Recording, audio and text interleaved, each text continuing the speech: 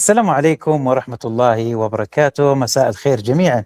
أهلا بكم في برنامج نيوكاسل مع وليد، مع حلقة خاصة طبعا مع الأخبار عن فرصة الاستحواذ على نادي ديربي كاونتي من قبل معالي المستشار تركي الشيخ، طبعا مع المالك ديفيد كلاوس. طبعا الآن الصفقة تدخل حيز التنفيذ أو في إطار موافقة هيئة كرة القدم في إنجلترا. طبعا أخبار كبيرة يعني راح نتكلم فيها اليوم. سعيدين ب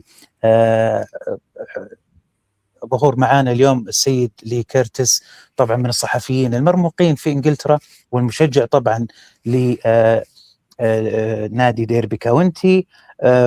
بعض المعلومات طبعا عن ضيفنا اليوم مستر لي، كاتب متخصص في شؤون ديربي كاونتي، صحيفة ديربي تيليغراف وموقع ديربي شاير لايف من عام 2022. صحفي حائز على جوائز مرموقة ويمتلك خبرة تمتد لأكثر من 20 عاما في الصحافة الورقية والرقمية.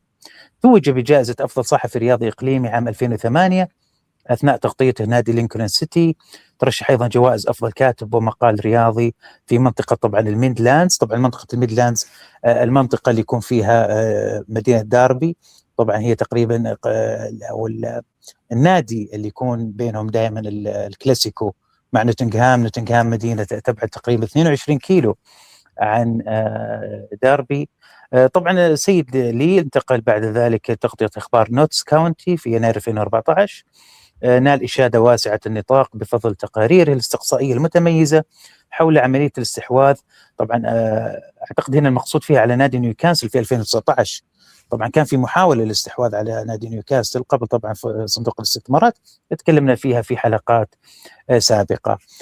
lads and lasses, we'd like to welcome Mr. Leigh Curtis. Welcome, Leigh, to the show. Thank you. Pleasure.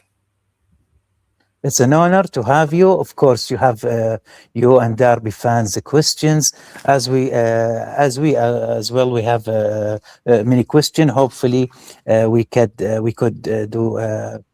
elaborate some stuff. All right.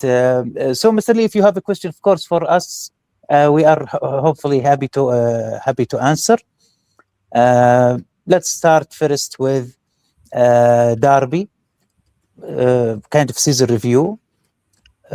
Derby finished 8th this season, just missing the playoffs.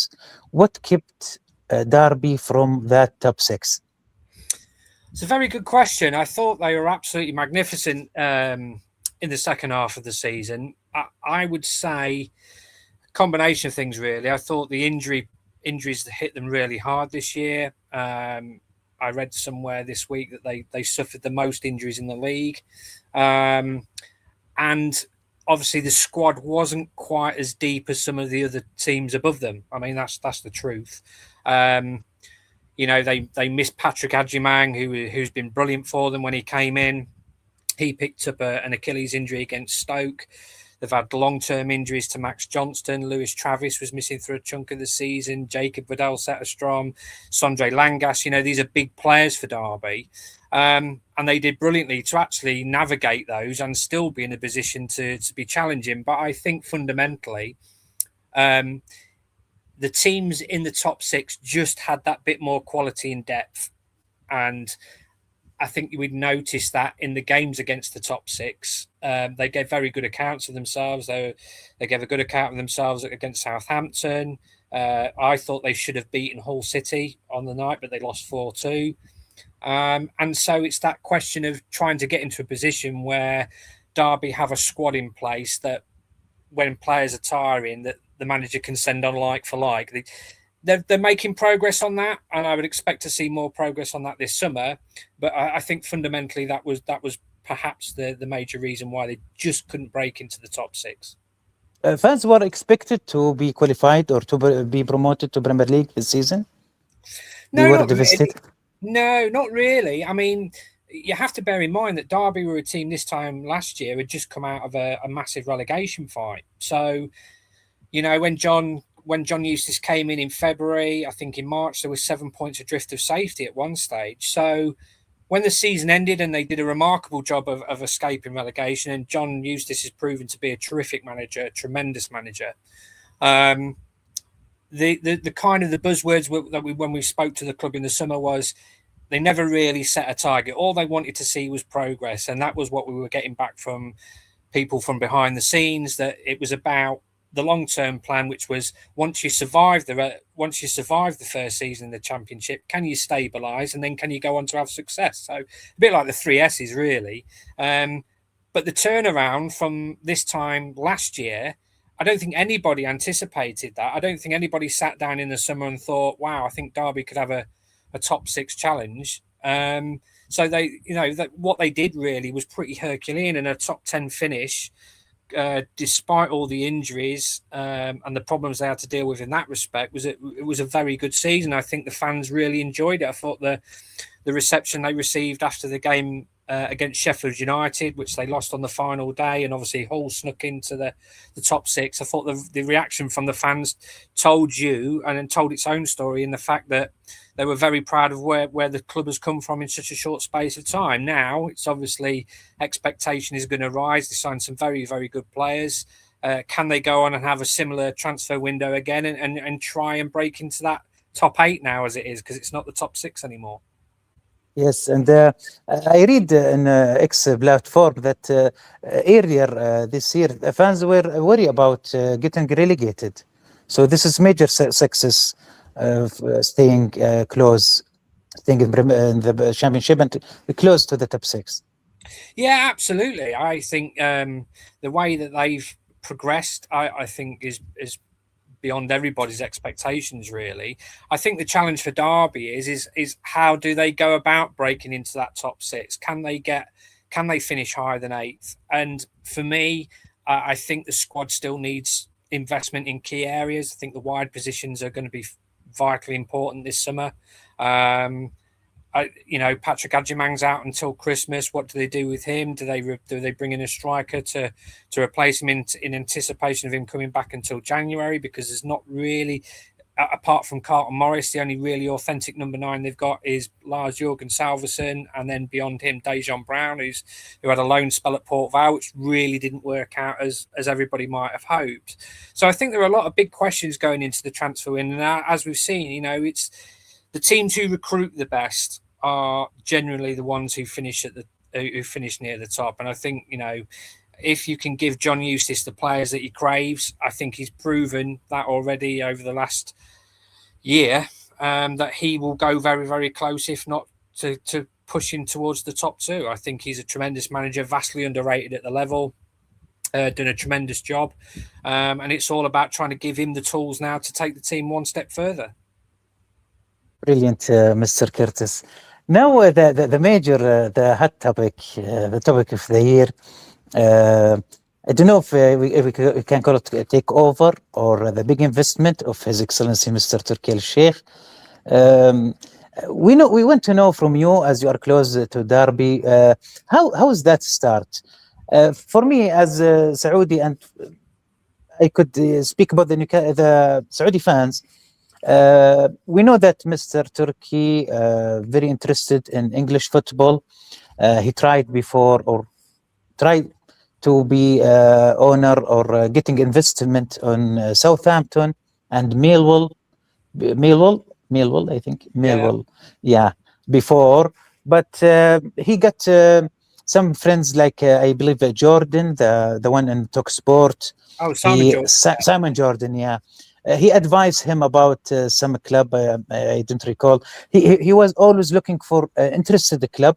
So we want to know how it ends now to Derby. Your side from overseas for us. What do you want to know? The reaction? Not the reaction. Before the reaction, we want to know how it started, because we know from a tweet from His Excellency in his account on X on 22 of May this month. Yeah. He posted the tweet about Derby and the Lion speaking. So that was first sign for us. But since when you know about that? Right. So this is interesting because as part of obviously the company that I work for, the Derby Telegraph, we have a Twitter account, which is called DCFC Live, and obviously we and I have access to it. And I noticed that we suddenly started being followed by His Excellency Turkey al-Sheikh. So, and then obviously it cropped up that he was following other Derby County related accounts, including the club itself. So that was before the Lion tweet that then left everybody's head spinning. But I think, so we kind of knew then that something was, it wasn't just one follow of Derby County. It was him following a succession of accounts that are connected to the football club. And, Derby's support base is absolutely massive. So, of course, it was, it soon became a hot topic on social media, shall we say. And then, obviously, it just stemmed from there, really. And then, obviously, I did try to reach out to Turkey myself through the DMs to obviously ask him about proposed investment. I'm still waiting for a reply. I've tried again since then, but I'll keep trying. And obviously that's it. And we saw the tweet about the line and I promised to be a vegetarian. That had everybody talking again. And then obviously the story came out on Monday after I tried to reach out to Turkey on Friday, and then the story appeared in the Times and then the Daily Telegraph on Monday. So it's been a slow and steady, gradual rise in interest and excitement. So it's been an interesting few days, shall we say? When was the follow for the DC? You said before the tweet there was a follow for some accounts, and so your accounts. When was that? Oh, now you're asking. It was before. It was a couple of days before, a few days before the Lion tweet. Yeah, before the Lion tweet. Yeah. So it was that sparked, I can tell you, a great degree of conversation between my bosses and myself as well. So it's been a very, very intriguing last few days. I'll say that. Okay, so we could say at the end of May, these interested start to be shown in public. So, in your knowledge, experience, how advanced are the investment talks with Mr. Turkey al-Sheikh right now?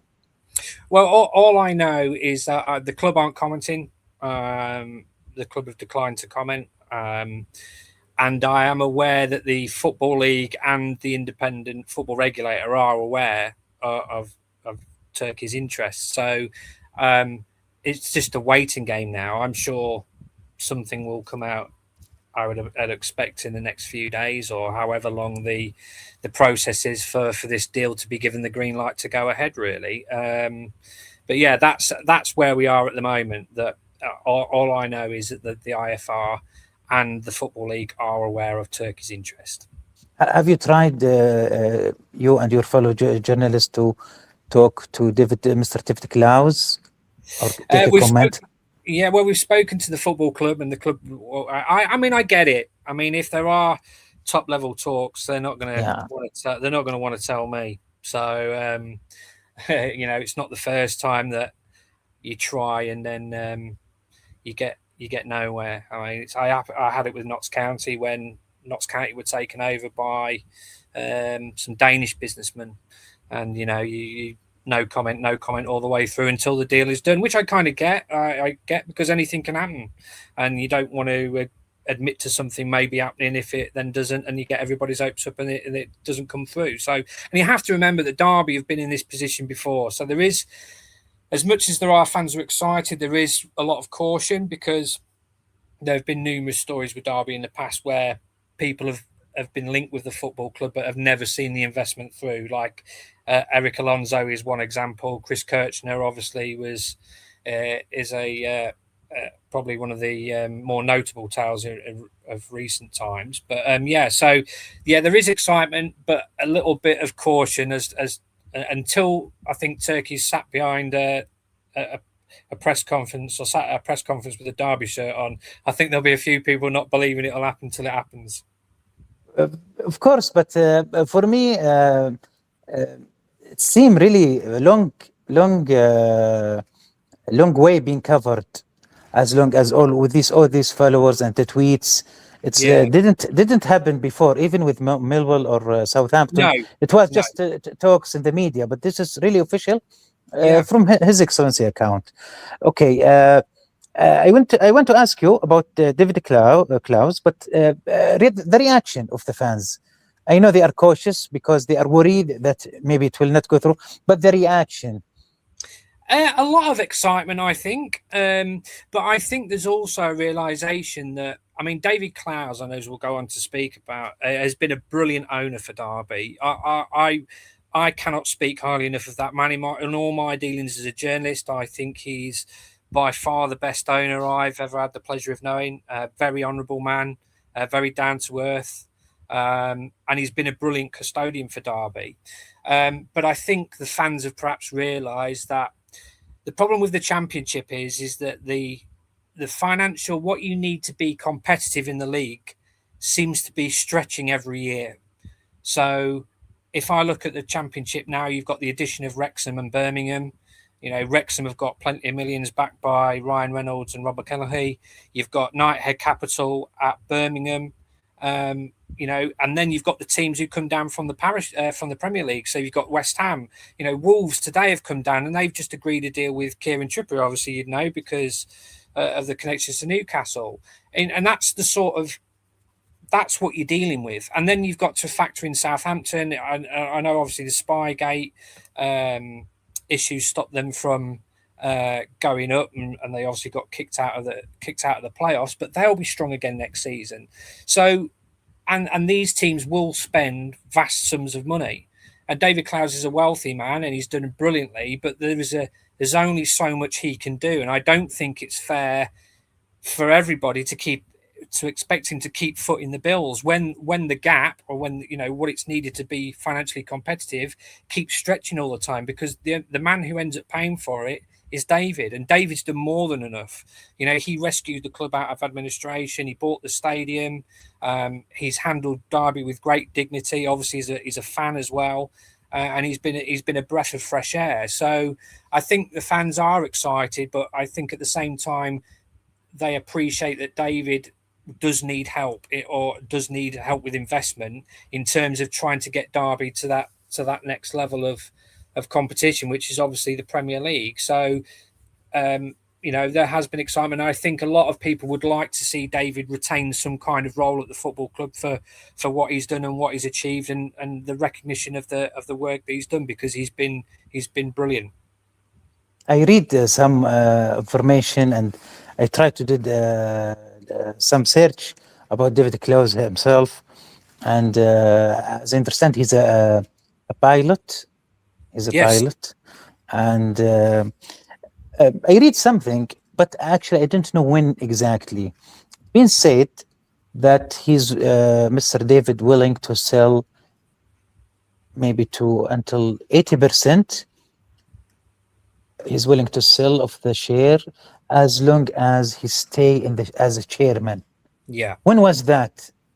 That was a while ago. That when we were talking about originally, we were talking about investment. I think that might have even been last year, or even before last year, when the sort of the talk about trying to get investment into Derby first surfaced. I mean, obviously you have to remember that David was a season ticket holder at Derby. You know, big, massive fan, huge collector of Derby memorabilia. You know, I think he's managed to get his hands on the one program that I think it was a Portsmouth program, if I remember rightly, that he'd been chasing. He's managed to get his hands on that. So he's a firm part of the fabric of the community. And I just think that, you know, what he's done has been brilliant for the football club. Particularly after it had and went through perhaps the darkest chapter of its history, you know, being of administration in 8 months and not knowing whether they were going to survive. You know, he stepped in. He was very much a reluctant saviour, but I think maybe there is part of him that thinks that there was only X amount of years that he could potentially be involved with Derby because of the money it costs to run a Championship football club. You know, you're talking, you know, League One. The wages in League One compared to what they are in the Championship are chalk and cheese, you know, and then to get into the Premier League, to be competitive in the Premier League, to buy the best players, it costs you a considerable chunk of change. So I think there's always been this part of David in the background that to to the Premier League, and as good as the job they're doing at the moment, they are going to need a little bit of helping hand. So, and this search for investment has long been bubbling in the background. Brilliant. I will come back to this, but I want to talk first about the takeover in general. As I covered, I try to read some takeover because we understand that PIF want to take over a French club, and I was hoping it will be Marseille due to several try to purchase. And I noticed the owner now, David, Mr. McCourt. It comes to my knowledge that many of the club owners, they short on money, or they want to be better, but they need more financial, as you said. But we noticed that they want investment, but they still want to be in control. They just want the money for investment, and I believe the one who want to pay some money or large amount of money, he want to be also have a say on the. We talked that the 80% and staying in as a chairman, that was a while ago. But now, did you hear anything change, or it's the same thing by the journalists? How they say this in future? How they expect this deal will happen? The percentage, who will run, how it will be run, the club, the chairman. We're speculating here, but that's the $1 million question, isn't it? I mean, that is the $1 million question. We don't know the exact. Nothing has come out about what the proposed investment is. Is it partial investment? Is it a full takeover? Which I'm sure will come out at some stage. But I think from Derby fans' point of view, they would like to see David retain some, just purely because A, of what he's done for the football club, and B, obviously the way he's handled it. He obviously understands the history. They've already set in things in motion that are working really well, like the recruitment side is in terms of the players has been very good over the last year, which before obviously David came in under Mel Morris was, shall we say, hit and miss, and that's being kind. There are some really good things that are happening at Derby that David has put in place, and his standing among the fans is absolutely huge for what he did, because if it wasn't for him, I'm not sure there would be a Derby. What he's done and in the short space of time that he's been in charge has been phenomenal. So I think the fans would love to see him have some kind of role at the football club. But like I say, I mean, until we know the details of the deal, then you're right. We are speculating. Well, for me, because I don't want to say mistakes, I'm speaking of myself. I can't say I'm speaking about the fans. I'm speaking of myself. I'm very excited for this to happen as a Saudi person, and for Mr. Turkey. Sorry to interrupt. Sure. What's been the reaction in Saudi? Brilliant. This is actually about what I'm going to say. The fans like me who like the English football, excited to have more clubs in Saudi Arabia, so in England. Saudi Arabian who invest in England football. For me, I consider Derby, of course we are lucky, and also I consider Derby is lucky because if this deal goes through, Mr. Turkey is a very daring man. He have a lot of action, a lot of experience. I think he looking for fast improvement and big decision quickly. So it's very excited. So I expect if this deal go through, hopefully before the summer window, because I'm going to ask about the IFR.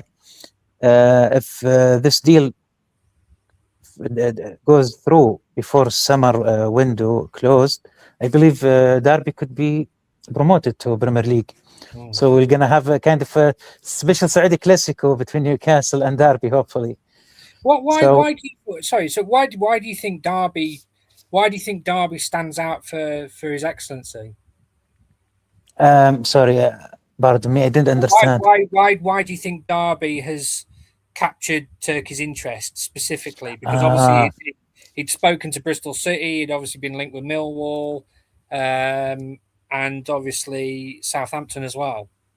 Yeah, this is also a question. Some of the who watching us asking this question: why did Turkey al-Sheikh choose Derby specifically out of all English clubs?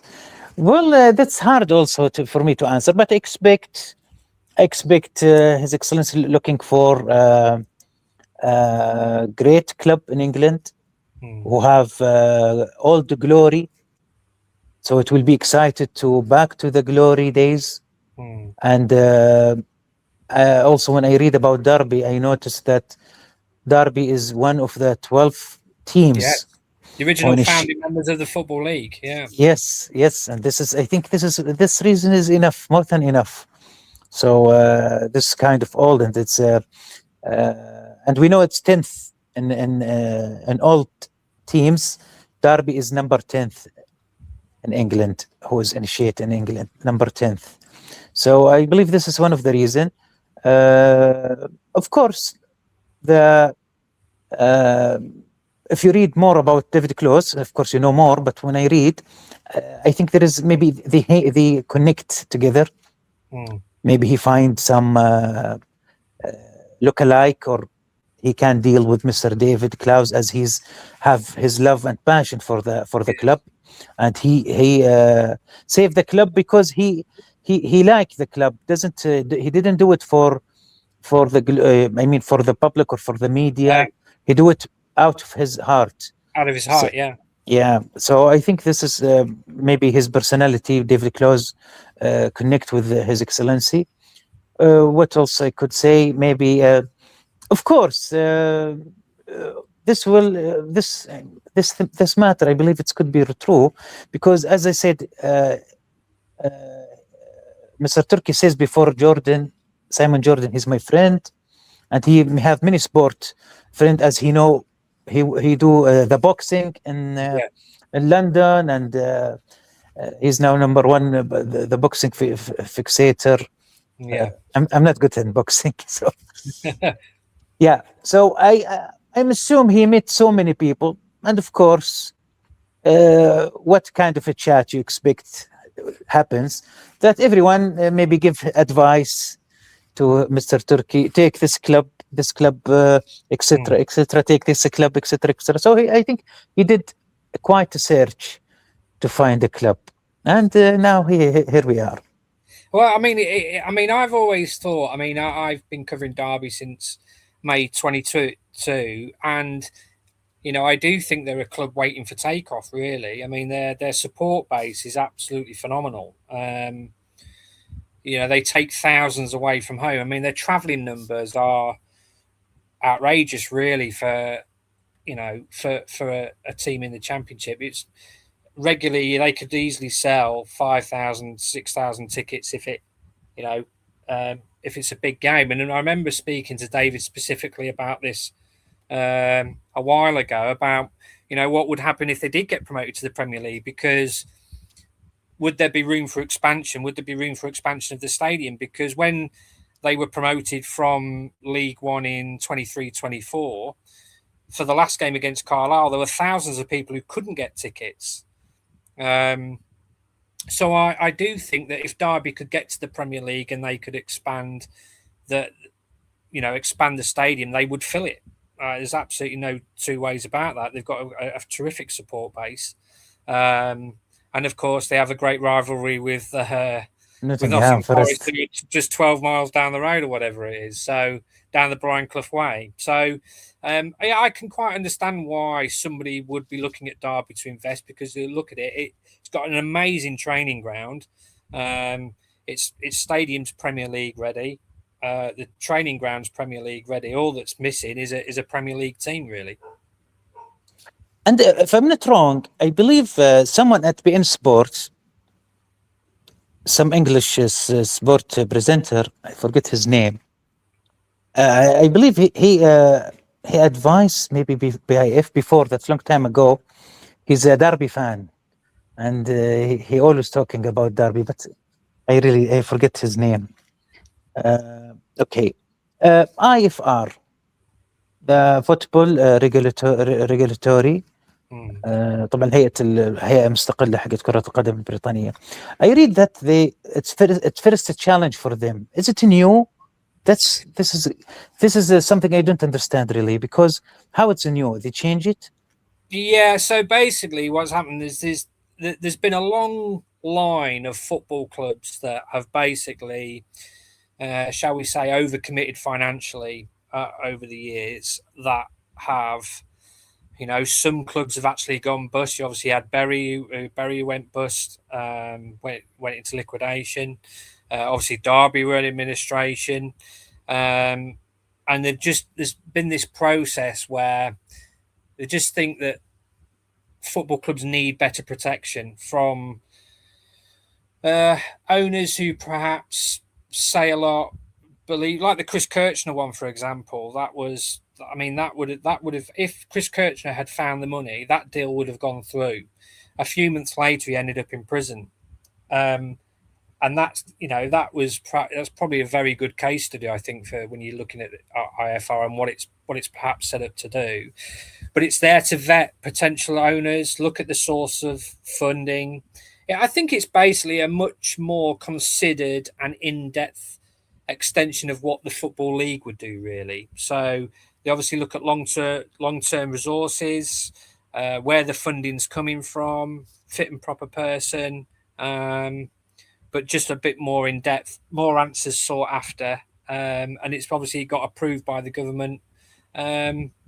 So, yeah, there is this extra layer of administrative and criteria that you have to meet before every club has to have a license now. We know all that, Mr. Kirt, but I mean, why they said this is first time for them, or first challenge for them? I don't know, really. Because it's brand new. Maybe I presume that this would be the first major test of somebody coming in wanting to invest a lot of money in a football club. I don't think since it's been set up, it's had this. What about Newcastle takeover? No, it wasn't set up then. So when PIF came in, that was to Newcastle. That was Premier League, wasn't it? It was the Premier League. Okay, I see. So the IFR, we're talking about the Championship. It's different. Yeah, Championship is totally different. Yeah. In fact, IFR will oversee the Premier League as well, I think. So okay. So how many weeks we expecting? Because when I read, it's not clear. But from your experience, how much it takes? What, for a deal to be ratified? Yeah. To go through. If I'm trying to think of David Clowes, how long that was done pretty quickly, but David had always been in the background. But when the Chris Kirchner deal fell apart, that got pushed through fairly quickly. But I think everything was ready to go then. But I don't know, and this is the thing, you see, we don't know through the IFR how long. It'd be interesting if the deal does get done to talk to the IFR and talk about what are the how long it took, what is their remit. I know they're there to look at source of funding and to stop things like money laundering happening inside the game. But this is brand new for a lot of us, really, because obviously before it was the Football League who used to ratify takeovers, but obviously the IFR oversees it now. So yeah, when I read it's not clear. They're saying 2 weeks to 12 weeks. No specific time. Hopefully this will finish. It's just a routine. Okay, I have a question here from Muad, I think. He wants me to ask you about if the deal goes through, what change should be done? What changes should be done? It's interesting, really, because I did some. Obviously, I know Turkey's obviously owned a couple of football clubs before, and it was interesting to see what he did at Almeria, where they obviously bought players for who they thought they could sell on for big money, which is ironically is the same thing that Derby are trying to do. So at Almeria, they bought Darwin Núñez, I think, for Penarol for for 6 million, sold him for 28 million, I think, to Benfica. And obviously Benfica then sold him to Liverpool for 80 million. And obviously Derby are trying to get those players where they can recruit players who are not... It's important that they have championship-ready players, but also players who potentially in the long term, they could sell on for big money, big profit. Which they've done pretty well so far. They've managed to recruit some incredible assets. I think Patrick Adjumang has already been talked about as a £20 million player, somebody who's potentially going to go to the Premier League. I think the goalkeeper is another one I think will go on and probably earn Derby a fair bit of money. And the same with Sondre Langa. So it's interesting the parallel with what Turkey was doing at Almere in terms of getting players like Darwin Núñez and flipping them up for big profit is exactly what Derby want to do. But I think the thing that needs to happen at Derby is that depth and quality of the squad. I think the 30, 40 years ago, it was about how good your starting 11 was, which would determine whether you would be successful or not over the course of the season. However, it's a squad game now. It's about how good your 20 players are, never mind your 11. And I think that's where Derby have got. I think that's fundamentally where Derby have to improve if they are to close that gap. So if this deal does go through and it goes through before the window, they just need to ensure that they can get the players I think who served them so well last season, like the Bobby Clarks, who I think was a tremendous asset for Derby last year. He was on loan from RB Salzburg. Ben Brereton Diaz I thought was brilliant in the second half of the season. David Oza, I'm sure the fans would love to see him back. So it's about having that continuity, but then being able to add to that continuity with quality young players who have that talent to be able to take the club onto the next step. Brilliant, Mr. Leigh. And for the Almeria, I just want to add, as I remember, when His Excellency held the club, it was a succeed time of period of time.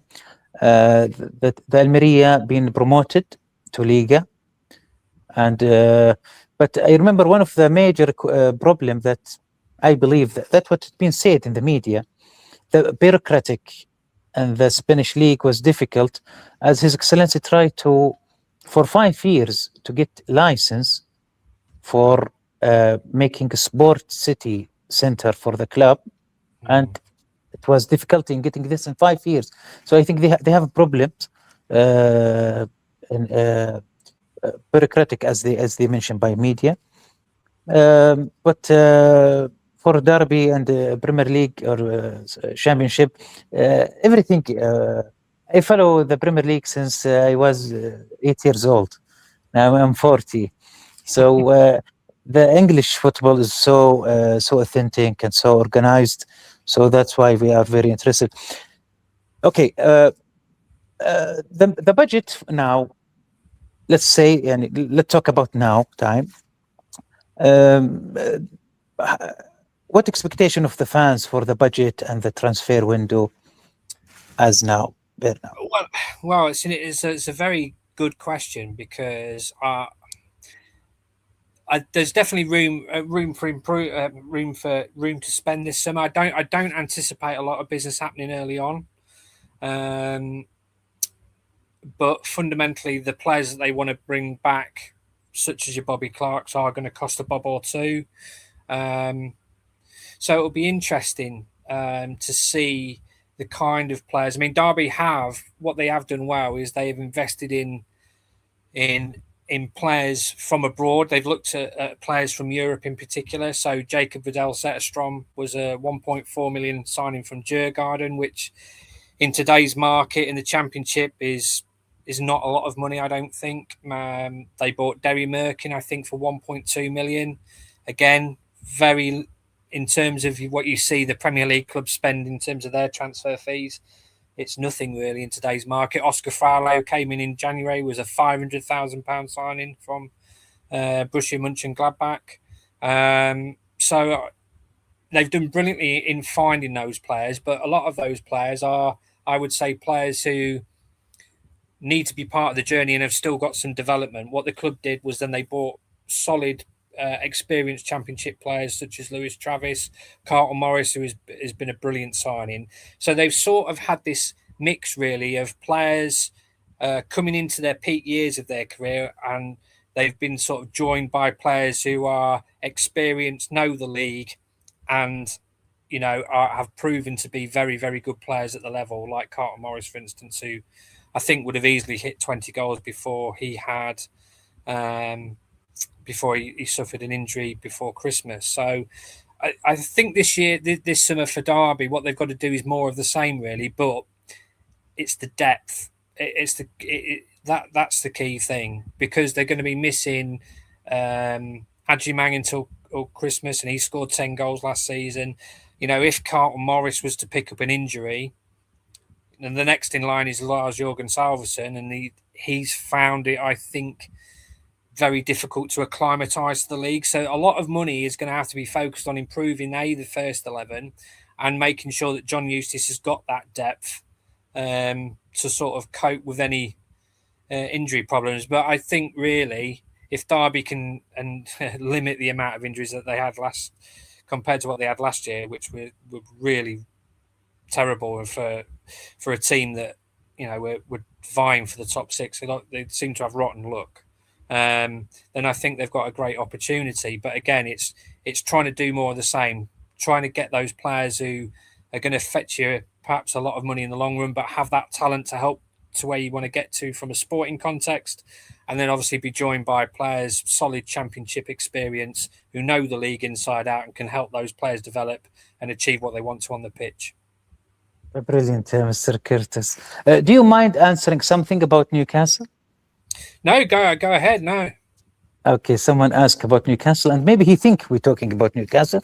Actually, this show about Derby County, the Rams, but right. اوكي هل نيوكاسل يسير في الطريق الصحيح حسب الخطة المرسومة؟ اوكي do you see Newcastle in the right way? Your opinion about Newcastle and competing with the first or the top let's say top 5 because they are so strong financially, talking about the top 6, and he feel kind of this fan feeling that actually we all feel this, that the change of the rules and the financial make it difficult after the takeover of Newcastle. Yeah, well, I kind of get it, because the new rules that are coming in for Derby this year, which is they're going to be the same rules as the Premier League effectively, squad cost ratio. So basically, for every £100 you bring in, you can spend 85 of that on your first team squad, which is the same as obviously the Premier League. I think the biggest problem that Newcastle have got is you're competing against Manchester United, Liverpool, Arsenal, I think Chelsea, Spurs. These clubs and their stadiums and the amount of revenue they can earn are absolutely huge. I think that the club that are going things about it in the right way are Aston Villa. Now, I think if Newcastle are going to be able to sort of compete, they've got to improve the revenue. So maybe that whether that would be through stadium expansion. Obviously, Liverpool have done it, put an extra. I think their capacity now is 60,000. It was 45. Aston Villa are doing that. They're doing work on Villa Park, because obviously the more revenue that you bring in, the more money you can spend. So, and obviously, unfortunately, they're trying to sort of balance this thing where you've got the threshold, you've got the green threshold and you've got the red threshold, and it's very difficult because Newcastle, obviously, because you're limited by what you can spend, that means you're obviously constantly in this battle to balance the books. And to be honest, it's the same problem with Villa. Villa have got the same issue. They might have to sell Morgan Rogers this summer. But as was pointed out the other day, if Villa can get through this season and get into the Champions League and then have their stadium ready where they get that extra revenue, they should be slowly closing the gap and being in a position to compete with the big 6. And I think that's what Newcastle are going to have to do. And it'll be the same thing that Derby will face next season, because there will be Birmingham and there will be Wrexham who will be able to bring in these sponsorship deals through their owners which means that the extra pounds of revenue, like I say, every £100, £85 can go on the squad. So it is important. But I do think any team outside of that traditional Big Six finds it a hell of a lot of. Is going to find it hellishly difficult because those clubs are already established massive brands in world football.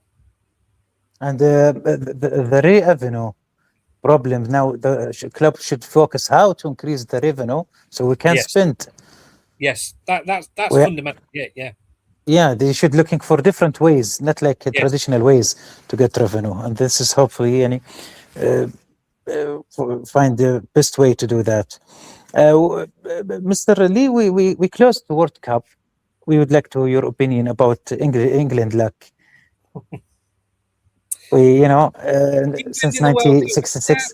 Yeah, well, I've got to be honest. Can I be honest? I will be honest. Yes, sure. International football bores me rigidly. I prefer club football all day.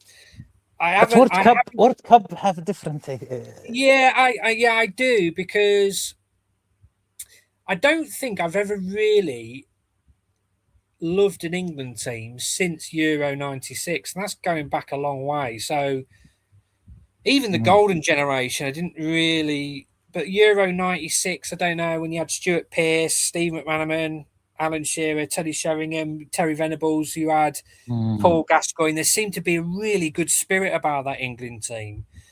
And obviously the infamous trip to Hong Kong just days before it. But Mr. Leigh, sorry to interrupt, what you feel, I feel the same regarding my Saudi national team. Yeah. Why we like the eldest era? What the reason? What changed? I think I don't think it's helped by the fact that there aren't many characters in the game anymore. You see, you go back to that England team, you had a lot of characters. You had Gascoigne, you had Stuart Pearce, McManaman was a bit of a character. And I don't know, maybe football, I think, has become a little bit stale in that respect.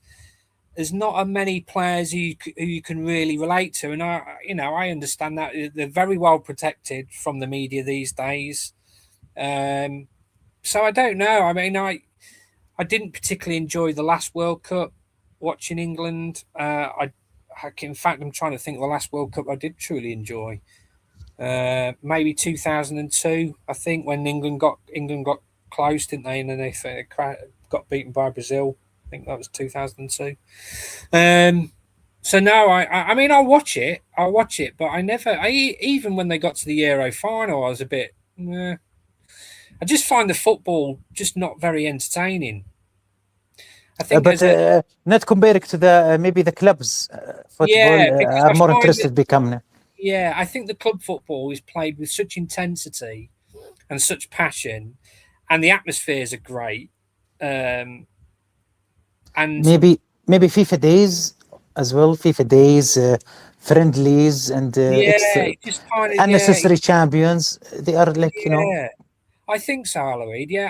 Aloid. Sorry, I think it is that. I think it is. I just can't. I mean, there are lots of other people who probably disagree with me, but I just find it very hard to get behind the England team and just have that passion. It's been knocked out of me over the years. Maybe that's due to, being really bad in tournaments. But not since England Euro 96 have I really truly looked forward to watching an England team. I just don't know. I just find the football just a bit stale and a bit predictable and a bit, if you're playing if England are playing, I don't know, Kazakhstan, for example, you expect them to win that game 5 or 6-0.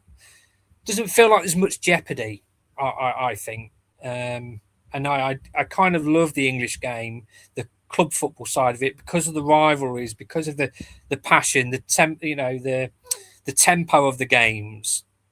If you get even in the championship, some of the championship football last year was brilliant. And there's always good atmospheres. The grounds are tight knit. I mean, I watch it. As far as where I think England will get to, I was surprised with some of the choices of the squad. I thought Cole Palmer, I know he's not been very good for Chelsea this year, but I think as a footballer, he is like unbelievably technically something that we haven't got.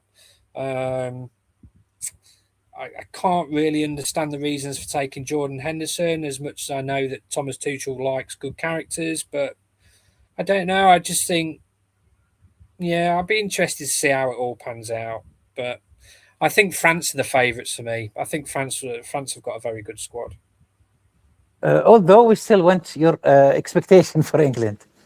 Where they will reach, you believe? I think that they'll reach the quarters or the semis. Yeah, quarter final. I think they're good enough to reach the quarters of the semis. I think the one thing that will go against them is how hot it will be. I think England have not generally fared too well in tournaments where it's been particularly really hot. I see. So I think that could be an issue for them. But I think they're good enough on their day to beat anybody. But I'm really interested to see how Tuchel, because some of the performances in the friendlies have not been great, to be honest. So I'll be interested to find out how Tuchel goes about managing England, because they have got some amazing players, but it's getting them functioning as a team. You can have a team full of great individuals, but it's all about the team, isn't it? The collective. And so far, I don't think he's quite found that recipe. So it'll be fascinating to see how it pans out. Very interesting game, Mr. Leigh. Tomorrow, Paris, Arsenal, and many people forget about this game. It's tomorrow. So what's your expectation? Well, I'm a Liverpool fan, so... okay. So, and I'm not a big lover of Arsenal. So, I mean, listen, it'd be lovely for them to win it. However, I think PSG are such a good team. Such a good team. Pace, press well, play with great intensity, got wonderful individual players like Dembele, Kvaratskhelia, obviously, is a wonderful player to watch. But I think Arsenal have got tactically are very good under Mikel. Obviously, they've proved that they're very good at set pieces. I think it will be a very, very tough game for Arsenal. Very tough game, because I think at some point the attacking players of PSG will find pockets of space and they can hurt you. I mean, I love Vitinha. I think Vitinha is probably the best midfield player in Europe right now. Brilliant player. Yes, I agree. Yeah, lovely player to watch. I mean, I'd love him at Liverpool, but there's no chance we'd get him. But yeah, so I think I'm going to go for a PSG win 2-1. PSG 2-1. I have the question for you, Mr. Leigh. Maybe it's not going to hard, but feel free to answer or not. Did Arsenal deserve the league title with the corner and mistakes in the box? It's a good question. They went back to football from how it used to be played in the 1990s. I used to cover a team called Lincoln City, who have just been promoted to the Championship, and they had a manager called John Beck. And he was renowned for, in theory, he was way ahead of the game, because this season in the Premier League, you've seen a lot of long throws, a lot of reliance on set pieces. And in 1997-98, he was doing all that. And it worked like a charm. I mean, Lincoln got promoted that year that he was in charge. He used to love a long throw, big long throw into the box, put your big men forward, get a flick on at the near post, and whoever was at the back post usually used to score. So I think Arsenal have sort of combined a bit of the old with the new. Listen, I think they've got some terrific players. Are they really pleasing on the eye to watch?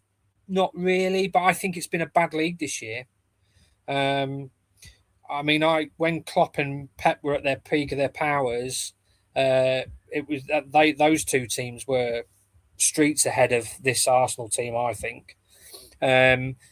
Chelsea have been poor this season. Spurs have been horrendous. Liverpool have been really, really bad. Manchester United picked up in the second half of the season, but I think they couldn't have done any worse. And Manchester City have done okay. Are they worthy champions? Yeah, because they've been the most consistent team. And I think the most consistent team deserves to win the title. So that's about as much flowers as Arsenal will receive from me. This question just pops out of my head. How's the relation between Newcastle fans and Derby fans? Any rivalry or any? No. Or they are good friends, good mates. Yeah, yeah, probably. Yeah, there's no rivalry. The only rivalry really that Derby have, which is the one that they talk about, is obviously Forest. But what I have noticed in this job, in the last 4 years, is that Forest and Derby do seem to have one thing in common, and that's they're both obsessed by Derby. I mean, you get Nottingham Forest fans talking about Derby all the time. And yet you don't really see a lot of Derby fans talking about Forest. You might see the odd few posts on social media, but Forest fans do like to talk about Derby. So there is a great rivalry there. It's one of the greatest in English football. Obviously, Forest are in the Premier League at the moment, so they've not played each other for a very long time. But it's I don't think there's any. Certainly, don't think there's any beef between Newcastle and Derby. Yeah, it's similar with the Newcastle and Sunderland. There is somehow there is respecting, but rivalry. That's a very good rivalry. Yeah, that's a very good rivalry. Some great. Yeah, that's not a friendly derby, is it? Yeah, hopefully to see Derby soon, or inshallah next season in Premier League. We hope that the deal go very speedy to enjoy Derby in the Premier League and here in Saudi Arabia. It's going to be very interested. It's an honor to have you, Mr. Leigh. We would like to thank you and hopefully to have you again when more updates, inshallah, come to this deal. Yes, by all means. It'd be a pleasure having. Thank you for having me. Sorry, it's been a pleasure to be on. شكرا لك مستر لي. طبعا كان معنا صحفي نادي ديربي من التيليغراف السيد لي كيرتس. تحدثنا كثيرا عن آخر الأخبار المتعلقة بصفقة شراء نادي ديربي كاونتي من معالي المستشار تركي الشيخ، وإن شاء الله راح نستضيفه في حلقة قادمة مع إن شاء الله أخبار جديدة. شكرا لكم للمتابعة وتصبحون على خير.